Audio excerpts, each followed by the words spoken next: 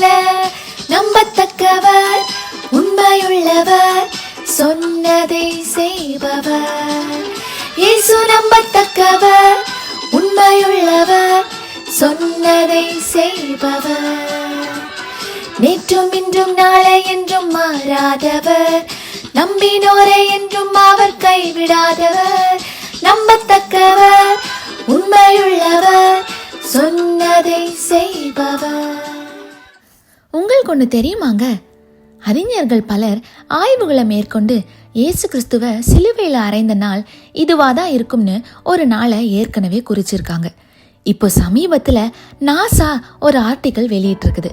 அது என்னன்னா, அறிஞர்களால இயேசு கிறிஸ்துவின் சிலுவை மரணம் இன்னைக்கு தான் நடந்திருக்கும்னு ஒரு நாள் கணக்கு பார்த்து பல ஆய்வுகளை மேற்கொண்டு குறிக்கப்பட்டிருக்குதுல்ல, அந்த நாள்ல நிஜமாவே சந்திர கிரகணம், அதாவது லூனார் எக்லிப்ஸ் வந்திருக்குது.